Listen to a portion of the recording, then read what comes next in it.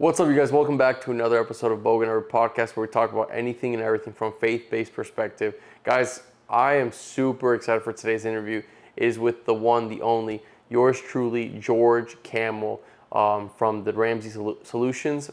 I'm super excited. You know, George, I feel like gets a lot of questions about finances and numbers and all this stuff. So we wanted to dig a little more into the personal side of his life. Kind of his identity outside of the Ramsey Solutions and Ramsey Personnel, talking about a little bit about his marriage and his finance, his upbringings, that type of stuff, and many more, much more. I hope you guys enjoy this interview. I hope this is something that you guys just love. If you're on YouTube, be sure to subscribe, give this video a thumbs up, comment down below whether you like it or not, and if you listen to Dave Ramsey or not.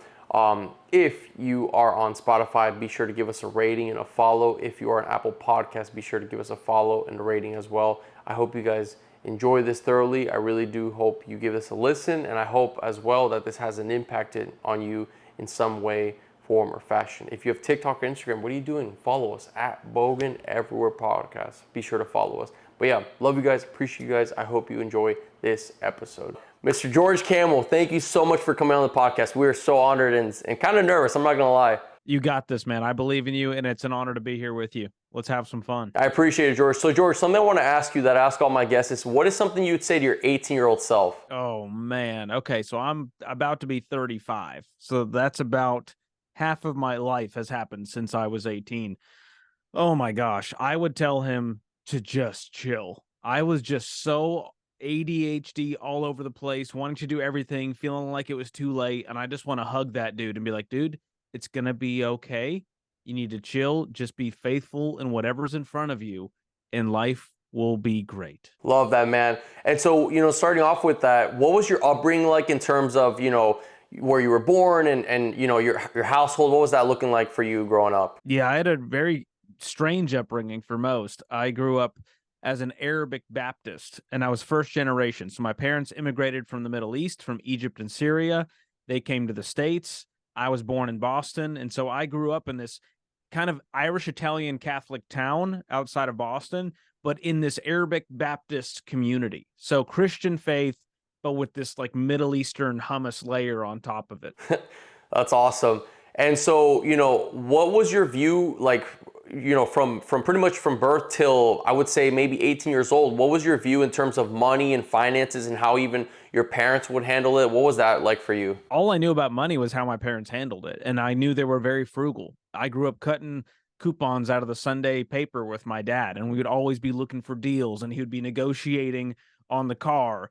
And when they came to the States, they assimilated to the American money culture pretty quickly. And so it became, how do I get a good deal on financing on the payments for the car? And so that's the way I learned was you want to maximize the credit card rewards. You want to try to get a good deal on the financing. So while we were very frugal, they also made a lot of the same money mistakes that, most Americans are making when it comes to consumer debt. And that's all I knew. And the other side was I saw their generosity. My dad would hand me the check for the tithe every single Sunday, and I got to put it in the offering plate. And so I got a front row seat to seeing what consistent, disciplined tithing and giving looks like, and how they treated their community and friends, and how they were generous in those ways. So it was beautiful in a lot of ways, and I made a lot of money mistakes at the same time. So, what was that I've had a moment like Dave Ramsey talks about? What was that moment for you where you're like, man, I can't keep living like this. I don't want to live like this, in terms of how you were stewarding, money at the time being? Well, when I went to college, my parents, it was sort of this like, hey, we'll figure it out. We got this. And I thought, I guess they have some secret money they've saved up. This is great. And I went to college, and they ended up, helping me get loans and co-signing. And, I ended up having, 12, 13 different student loans. And I didn't even know how much student loans I had until I graduated. I got my first full-time job, and I had identity theft happen. And people in Boston, while I was living in Nashville, had opened up these cell phone accounts, racked up $1,700 on both, and I had debt collectors calling me. And so I pulled my credit report to see what the heck was going on, and that's when I got the full picture of my debt. And I saw I had $4,000 in credit card debt, I had $36,000 in student loan debt, and I didn't even make $40,000 at the time. And so my heart just sank, going like, how am I ever going to pay this? I had that lump in the throat, pit in the stomach feeling. And that was my I've had it moment when I realized that this path that I'd followed my whole life, like many people do, get good grades, you do well in school, do your homework, go to college, get the education, and life will be fine. And life wasn't fine. I barely had enough money to just pay the bills and survive, let alone live a thriving life of a college graduate. And so that's when I realized something had to change. And luckily, Ramsey kind of intercepted my life at that point. So I want to talk a little bit about the Ramsey Solution, kind of like what you go through and what you do and that type of stuff. But something I do want to ask that I'm very intrigued from your perspective, right? So I feel like for a lot of people, to some degree, it can be common sense. Oh, I can't afford that, so I'm not going to buy that, right? The only, I don't want to say exception, but the only mindset I could see is like maybe obviously housing or even financing a car, right? I totally get that, and by God's grace, I was able to pay off my car and stuff, which was a huge blessing because I was like, man, I hate debt. I don't want to get into that crap anymore. So my question to you is, when it comes to financing and debt and all this stuff, do you think it's a lack of knowledge or a lack of discipline? What would you say in response to that? Man, I think if we look deep in our hearts, we'd realize that it's much more about the heart and the mind than it is about the knowledge and just the knowing what to do. We know that financing is not a good thing. We know that 14% APR is not a good thing. But what we say is, but I feel like I deserve it. I could probably pay it off pretty quick. And so we found that personal finance, it's only 20% head knowledge, it's 80% behavior. It's that discipline you're talking about, to do the hard thing, to save up, to have delayed gratification, to be a crock pot in a world full of microwaves. That's the hard stuff. And those are the people that inspire us, are the people that really worked hard and saved up that amount of money or paid off that debt. And there was no shortcuts. And to me, debt is a shortcut and debt is a thief because it steals from your paycheck. It steals from your joy. It takes up brain calories. It weighs on you physically with anxiety. And so that's when I realized I not only can I pay off this debt, I don't need to ever go into debt again. And that's a big corner to turn. That's beautiful. Love that, man. And so, I want to talk a little bit about the Ramsey personnel in terms of you specifically. So, do people apply to be a Ramsey personnel, or is it something that they just like recruit people? Like, what's that process like? Yeah, back in the day, they've had this personality model now for over a decade. And it's when Dave woke up and realized, I'm not going to be around 30, 40, 50 years from now. We need to have a game plan for what we're going to do and how we're going to carry this message because it's too important to just die with me, with one personality. And so his daughter came on as a personality, Rachel Cruz, who I co-host Smart Money Happy Hour with. And, back in the day, there was no formal interview process. It was a lot of sort of back-end recruiting and, hey, we know this person, you should get in touch with this person. Now it's a little more official. You can go on the website and there's probably a spot that says Ramsey personality position and you can hit the apply button. Now, this is a very different position from a normal team member, right? You are really giving a lot of your life to this mission and to this place. And so it's a much more difficult role to get. And I didn't apply for it. I came in sort of through a backdoor method. I started as an intern. I had, quote, normal jobs here for many years, working in marketing and social media and email marketing, and then into a host role and then into a personality role. So this is, I've been here 11 years now, and I wasn't on a stage or in front of a camera for the first 6 years I worked here. And so it's been a journey. It's not something I ever thought would even be on the table. I didn't come into this organization thinking one day I'm going to be a personality. I came in working for the personalities because I was passionate about that mission, that mission and this message. And that's what sort of guided my path the whole way. Wow, love that. And so, it's the individual listening right now is like, man, I would love to possibly be a personality for Dave Ramsey or anyone to that matter, right? What are some things you guys look for or that you can think of that is a way of standing out or you guys just, look for in someone when it comes to that type of stuff? Well, number one, it's a very delicate balance between, it's a role that's in the spotlight. And so number one, the people who are generally drawn to that spotlight, there's something that's sort of icky about that. And there's also something that's very amazing about that. To have that level of like, I can be in front of people with confidence and authority, that's something very few people have. But then also not having too much ego to where it distracts and it's about you. Dave Ramsey always says, hey, we're the guide. We're not the hero. That's the audience is the hero. That person who paid off the debt, that's the hero. We're just the guy that showed them the way. And the moment we try to become the hero, we lose. We lose credibility, we lose authority, we lose our ability to help people. And so that's a big distinction you've got to make. Are you trying to be the hero? Are you trying to be the influencer? Or do you want to be the guide? So that's number one. Number two, you got to have something to say. And Dave has always said, what is that thing that you can't help but say? And that generally should be the type of content that you're putting out there. And so, Guillermo, with this podcast, you're figuring that out of like, I want to talk about faith and fitness and finance, and here's where I want to go. And you can't help but do that. Whether there's one person listening or a million, whatever that thing is, that's important. Because if you don't have that and you just like to be in front of the camera and you want to just chat, this is not the role for you. And so those are two big distinctive factors. And number three, do you actually believe in the Ramsey plan? Do you follow it? Because you're not going to show up here telling people to cut up their cards when you still have credit cards in your wallet.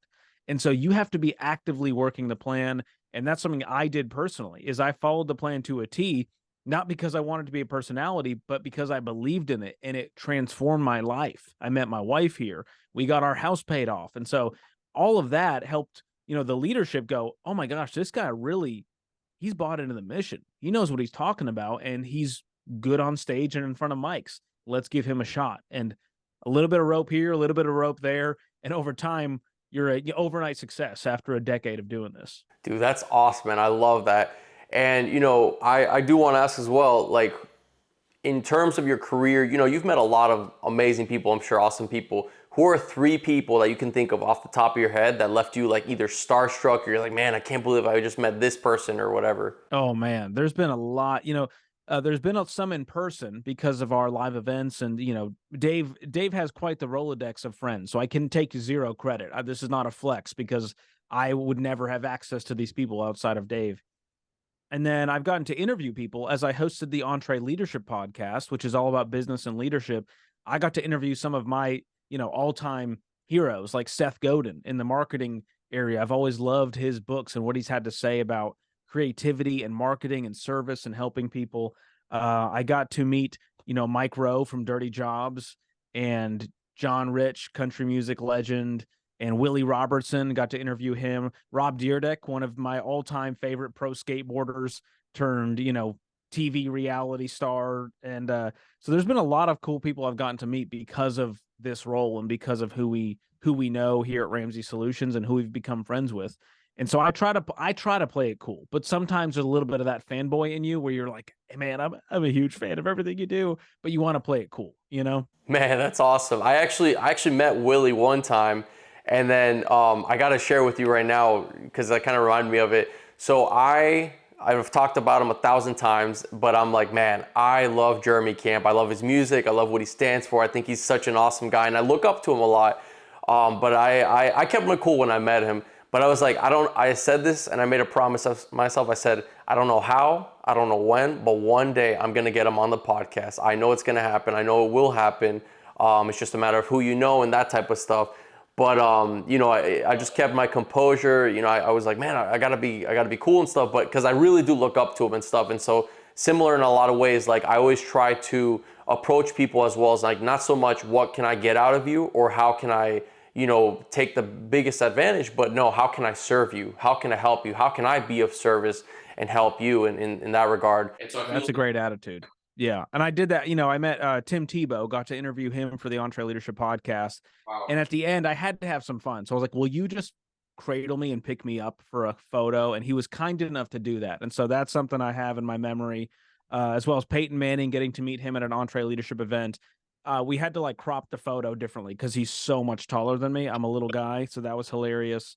And so we've had some really fun moments like that as well. That's awesome, man. That's what a blessing, man. So, from that as well, I got to ask in terms of the personal side. I know you met your wife at the Ramsey headquarters, but like, how did you meet her in terms of, did you go up to her and was like, you were great with the Riz, or was it one of those things that you flopped the first time? Like, what was that for you? Oh man. Well, now we have a word called Riz that's out there. That's like the charisma, how smooth are you? I had 0 of that. And so, when I met my wife, it was at work and it was a mutual thing where like, hey, I might need your number for communication for this event. And so it was kind of all awkward. And then I did the thing that you should never do. as a grown man, this was what, 2016, I asked over Snapchat. Oh my gosh. And we had a mutual friend that was like, "Hey, reach out to her." And I thought, okay, this is the way I'm going to do it. So I sent her a message over Snapchat, and she immediately called me out of like, "Are you trying to just see what I would say? Are you trolling?" And I was like, I'm so sorry." I sent her an actual text message on the phone to her number and said, "I'm sorry. Can I start over? Please give me a chance." And she was kind enough to give me a second chance. And one date, I tried to turn up the charm to an 11 and somehow charmed her. So here we are today. We've got a 7-month-old. We've been married 5.5 years, and she's my favorite person in the world. Love that, man. I gotta ask, how long into the relationship until you realize, man, I want to marry this woman? Ooh, I would say for me it was pretty quick. Not in the sense of like, the butterflies and all of that, but in the sense that I've never I say this as a compliment to her all the time, and she still doesn't quite get it, and I understand. But she's the least annoying person I've ever met. And if anyone knows me, they'll know that I'm very persnickety, curmudgeonly, kind of neurotic, and so I'm annoyed by a lot of things. And my wife is the least annoying presence in the history of time, and that's kind of when I knew. I was like, "This is the woman for me." Wow, that's awesome. And so, It's a weird bar in a relationship to be like, how little does this person annoy me? But I feel like it's a pretty good bar. I agree. I agree for sure with that bar. And so I do want to ask as well. Do you find it better with finances within a relationship, right? Do you find it better depending on the amount of debt to clean up your debt first before getting married, or get married, combine the debts, and then carry out the snowball effect? What do you say in response to that? We always tell people, don't wait to get married because of a financial goal. Go ahead and get married when you're ready to get married. And if you have to scale back the wedding, if you got to go to the courthouse, do whatever it takes to do it on with cash on a budget, and then pay off your debt together once you combine finances. So no, luckily when I met my wife, she was debt free. She was much smarter than me, better looking, better with money. So that made it easy. But I still would have married her in the same time frame for the same reasons, even if she had $100,000 in consumer debt. And that's something a lot of people don't know. Here at Ramsey Solutions, you can get a job here if you have debt. The key factor is, are you actively working the baby steps? Are you actively trying to pay it off with gazelle intensity? That's what matters. We don't just hire people if they're debt free. And so luckily when we got married, we had already followed the Ramsey plan. We were both debt free, and that helped us, leapfrog in the baby steps and pay off our house in our early 30s. But that's not everyone's story. And so it's totally okay to get married. You both have debt. One of you has debt, and you pay it off once you're hitched. Yeah, man, I love that. And I gotta ask, do you think alignment, not the same exact thing, but alignment in careers is important for like a good and healthy marriage? In the sense of like, do you think someone as you, as an example, like could be a personnel or be on TV or radio or whatever, could connect well with someone who might want to be like a teacher or very opposite careers? Or do you find it important that there should be similar career paths for a good marriage? What do you say towards that? Yeah, I don't see a correlation. My wife does not like to be in the spotlight. She does not like to be in front of a microphone and on a camera regularly like I do. And we've done very well. And so that's totally okay if you have different careers. The key is aligning on what lifestyle you're going to live.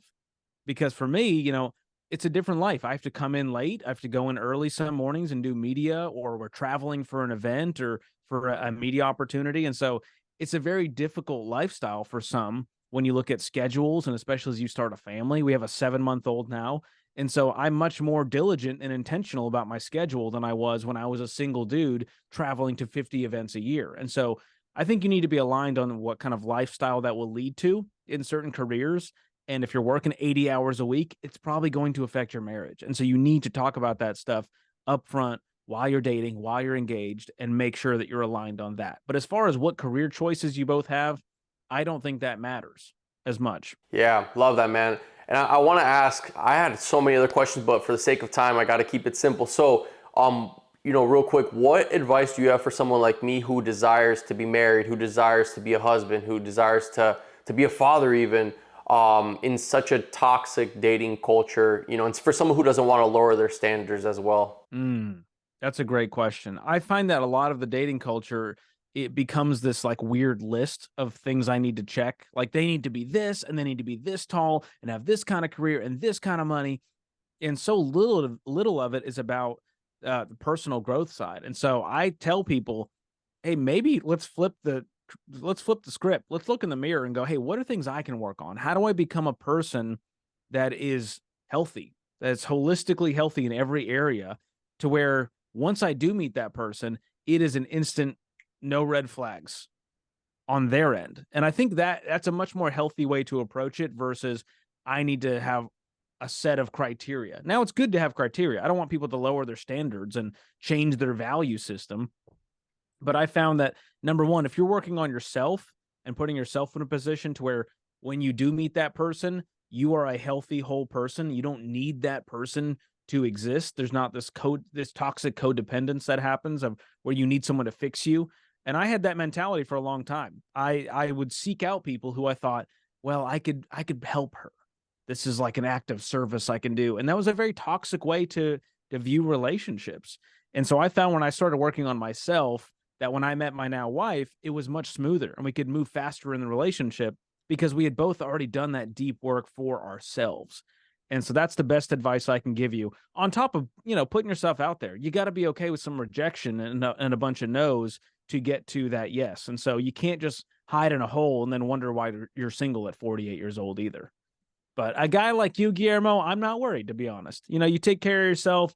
You got a podcast. You're working out. You're mentally fit. I think you're going to be okay, my friend. Dang, man, I genuinely do appreciate that, man, especially since like one of my love languages is words of affirmation. So I appreciate that, man. I respect that. You take care of yourself. I like that. That's something a lot of guys don't do. They're like, man, I can't find. I'm like, maybe let's dress it up a little bit, man. Let's do something with the hair. And so that's a big part of it is, be the person that you would want to date if you were on the opposite side. Yeah, man. Dude, I wish we had more time, but I got one last question. And we have to do a plug, and it's about your book, man. So what was your goal and objective? I really want to read your book, by the way. I just haven't been able to. But what was your goal and your objective from writing your book? Well, after being here 11 years, now getting to sit next to Dave, host the Ramsey show, help a lot of people, there were so many objections I heard as to why people won't follow the Ramsey plan, why there's newer, the Ramsey plan is outdated. I'm like, well, it worked for me and it's worked for so many other people. So why aren't you willing to submit yourself to this proven plan and just try it? And so in the first 2/3 of this book, Breaking Free from Broke, I unpack all of the toxic myths that we've come to believe about the debt system, from the history to where we're at today, to the traps and the things that people need to know about student loan debt, credit card debt, credit scores, auto loans, mortgages, investing traps. And so I really wanted to give people to put the cookies on the bottom shelf to where we go, hey, listen, I know not everyone had financial literacy. I didn't have that growing up. Here it is in one book that you can read. In the last 2/3 of the book, after you want to take a shower, learning about this gross system of debt, I help you break free and rise above that toxic system with the proven plan. And so I show you how budgeting is freedom and spending is self-control and margin is breathing room and wealth is patience and generosity is joy. And through all of that, I hope to lead you out of this hopelessness and anger and fear and frustration with where you're at currently and what's happening in the world and the economy into this place of I have more control than I ever thought. And I can do this thing. And I'm going to get to where I want to financially. And I'm going to do it in a way that is able to bless others and not just build wealth for myself. So that was the heart behind the book. And the reviews have been amazing. Whether you're 22 or 52, I hope you pick this book up because there's something in it for you. It's going to give you hope in today's crazy, toxic financial world. Yeah, man. Love that, dude. Wrapping up, do you want to, plug anything out there, or is there anything you want to share with the people? Absolutely. I've got a YouTube channel that's been blowing up. We hit, it's coming up on a year, and we hit 200,000 subscribers just the first year. It's the fastest growing show on the Ramsey Network. So if you search George Kamel, Kamel, on YouTube, we've got 3 episodes a week where I'm trying to bring a lot of humor, a lot of information and entertaining way to the people to try to displace a lot of this toxic financial information out there. So check out the YouTube channel. Of course, the Ramsey Show I'll be hosting in just about an hour or two with Dave Ramsey himself. That's always a blast. It's going to give you some motivation and, of course, be entertaining along the way. And, of course, check out the book. And you can get to all of that information. RamseySolutions.com is a great place to go, or GeorgeKamel.com, Camel with a K. Awesome, George. Thank you so much for taking the time to do this. Absolutely, man. It's been a pleasure talking with you. Best of luck in the dating search. Appreciate it.